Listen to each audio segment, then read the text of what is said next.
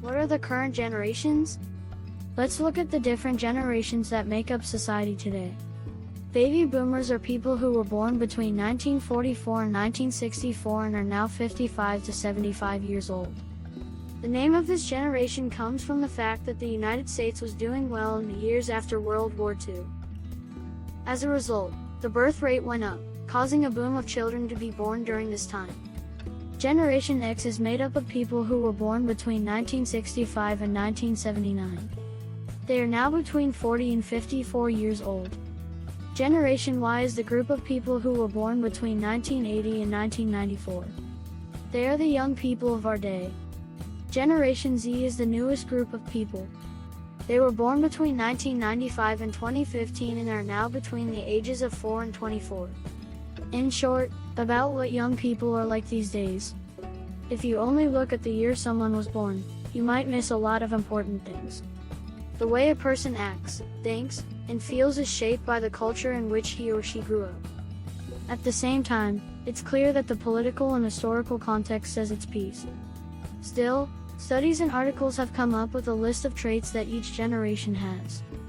Let's take a quick look at what these analyses say about today's young people, or members of generations Y and Z. Millennials are the first people to become adults in the 21st century. They are part of Generation Y and grew up with computers, social media, smartphones, and other advanced technologies that their parents did not have. Millennials are also the ones who have changed what it means to have a job. They are confident in their own abilities and like to do things their own way, but they also tend to be depressed. It's a generation that didn't follow what their parents told them but instead made up its own rules. USA Today published a study in 2012 that says millennials are less involved in politics and civic life than the generation before them. They also care more about material things and aren't sure how to help the community. As for the youngest of the young, members of Generation Z are the most connected to gadgets. They can't live without their cell phones and have less ability to focus, but they are better at doing more than one thing at once. They aren't as interested in going to college, and their entrepreneurial spirit is stronger. Generation Z has also been studied less than millennials. Youngest of this generation is still a bit of a surprise, since it's hard to know exactly how young people will change as they get older. The course from When the World Was Young shows the difference between when millennials turned 18 and started to show up on the job market. It caused a wave of reactions in business, the media, and the studies of psychologists, especially in the United States. Not always, these responses were not the most positive. Ira Wolf, an American business consultant, wrote a book called Geeks, Geezers, and Googlization when she was 58 years old. The book was meant to help companies with employees from different generations. The chapter about Generation Y is not a subtle attempt to be clever. Instead, it is a direct attack on the youngest employees at the time. This group of people grew up reading blogs rather than books. Instead of reading the news in newspapers, they read news about their friends on Facebook. I know more about Warcraft's War of the Ancestors than I do about World War II. A 2013 article in Time magazine was called Millennials, the Me generation.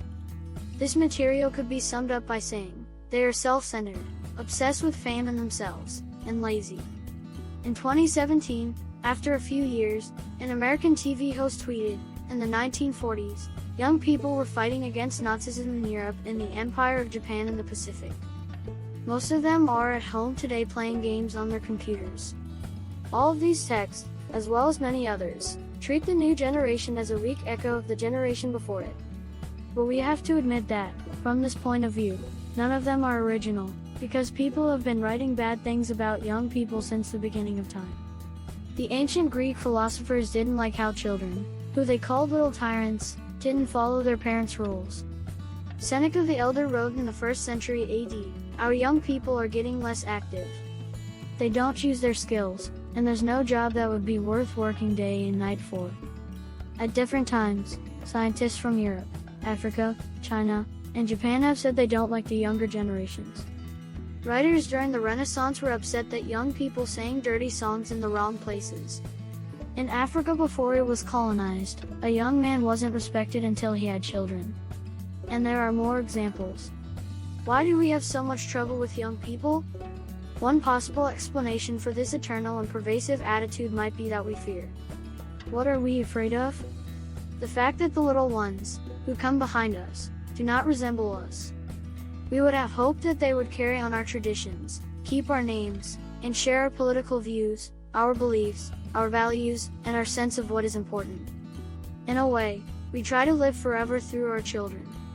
But when they get older, we find that they are not like us. As if they're the same as them. That they find their own political beliefs, their own values, and their own meaning. They care more about the future than they do about the past. They will remember the names of their parents and grandparents, but they probably won't remember the names of their great-grandparents and almost certainly won't remember the names of their great-great-grandparents. So, one day, our children's children's children will also have children, and our names will be forgotten along with theirs. No one will remember us anymore, we will not be immortal. Therefore, we fear that life can continue without us. How about that point of view? Does it seem plausible? In conclusion, which is the best generation? Every one. Each generation has helped move the world forward in its own way. Everything we know, everything we appreciated or ever impressed us was created by a generation that had been questioned or even canceled by the previous generation. What would we have now if we had kept getting worse from one generation to the next? Nothing new. We would have hit our heads against the broken pieces of the pyramids in a hopeless way. Instead, reality shows us that we live in a modern world that has been built by new generations after new generations. Yes, young people are different from the fewest young people. Millennials are not like Generation X or baby boomers, and they are also not like Generation Z. They are not the same. No more bad or better, just different. Some people definitely have better skills than their predecessors, but others have lost skills. It's called learning to adapt. It's called it naturally, in the course of things. Don't worry, life will happen as it should. With good and bad.